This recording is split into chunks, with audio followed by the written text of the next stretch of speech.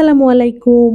কি অবস্থা সবার? আশা করি সবাই অনেক ভালো আছেন। এই তো নতুন আরেকটা ব্লগ শুরু করছি। ভালো সময়, খারাপ সময় দুটো মিলিয়ে জীবন। কখনো, কখনো আমাদের সময়গুলো অনেক ভালো যায়। আবার কখনো, কখনো আমরা যেটা পরিকল্পনা করি তেমনটা নাও হতে পারে। তবে সবকিছু মেনে নিয়ে জীবনকে চালিয়ে যেতে হয়। দেখতে, দেখতে ২৫ সালের কতগুলো মাস চলে গেল। আজকে এপ্রিলের ৩০ তারিখ আর এই তো সকাল, সকাল আমি আরফকে নিয়ে স্কুলে যাচ্ছিলাম। ইদানিং আমি তেমন একটা স্কুলে যাই না বললেই চলে। তবে আজকে হচ্ছে ওর এক্সামের আগে লাস্ট ক্লাস ছিল যার কারণে ওকে নিয়ে যাওয়া। আর রাস্তার এই পানির কারণে ওর বাবার সঙ্গে বেশিরভাগ সময় স্কুলে যায়। এরপরেই তো স্কুল থেকে বাসায় ফিরে দেখি আম্মুর রান্না করা শেষ। ছোটবেলায় এই জিনিসটা আমি একটুও পছন্দ করতাম না। আমার এই ল্যাট্টা খিচুড়িটা একদমই পছন্দ ছিল না। কিন্তু বড় হতে, হতে কেন জানি এটা এখন আমার ভীষণ পছন্দের খাবার। যাই হোক আলহামদুলিল্লাহ সকালের নাস্তাটা বেশ ভালোভাবেই সম্পন্ন হলো আর এরপরে চলে আসলাম বাজার গোছাতে। ওদিকে আম্মু দুপুরে রান্না বসিয়ে দিয়েছে আর সেই সঙ্গে হচ্ছে আরাফের বাবা অনেকগুলো মাছ মাংস আর কাঁচা বাজার নিয়ে এসেছিল।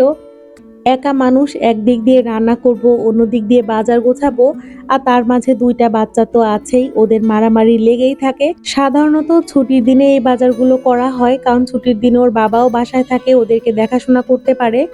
কিন্তু আমার হেল্পিং হ্যান্ড ছুটি নিবে, এরপরে আম্মু বাড়িতে চলে যাবে। তো আম্মু বলতেছিল যে আমি যাওয়ার আগে বাজার করে রাখো, আমি হচ্ছে মাছ মাংস কেটে দিয়ে যেতে পারবো। বড় মাছ হলে তো বাজার থেকেই হচ্ছে কেটে আনা হয়, তবে মুরগিগুলো এবার বাসাতেই কাটা হয়েছে। নর্মালি মুরগিগুলো দেখা যায় ৪ পিস করে আনা হয়, কিন্তু ওর বাবার আজকে হাতে একদমই সময় ছিল না, অফিসেও যাবে, যার কারণে হচ্ছে কিছু মাছ আর মুরগি নিয়ে আসে। একদিক দিয়ে ভালোই হয়েছে, পরের সপ্তাহ থেকে আরাফের পরীক্ষাও শুরু, তো সব মিলিয়ে আমাকে তখন আর তেমন একটা ঝামেলা করতে হবে না বাজারের জন্য। যাই হোক এদিকে হচ্ছে আম্মু খাসির মাথা রান্না করতেছিল, যেটা আরাফের বাবার ভীষণ পছন্দ আর প্রত্যেকবার বাড়ি থেকে আসার সময় আম্মু ২-৩টা করে নিয়ে আসে। এরপরেই তো বিকালের দিকে একটু বাইরে বের হয়েছিলাম আম্মুকে নিয়ে হাঁটার উদ্দেশ্যে, আর দেখলাম যে রাস্তায় হচ্ছে এখানে আনারস বিক্রি হচ্ছিল।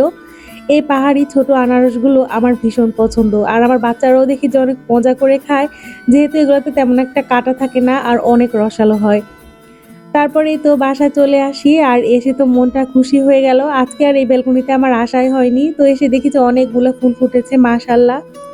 আসলে আমি গাছপালার তেমন কোনো যত্নই নেই না, একদম অযত্নেই এগুলা বেড়ে ওঠে। ওই মাঝে, মাঝে মনে পড়লে একটু পানি দেই এটুকুই।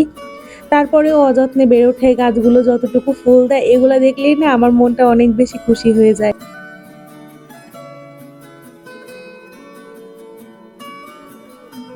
পাশে হচ্ছে আম্মু আমার সঙ্গে বসে, বসে চা খাচ্ছিল আর আমি হচ্ছে এখানে বসে, বসে ফুলের ভিডিও করতেছিলাম আর আম্মুর সঙ্গে অনেক, অনেক গল্প করছিলাম।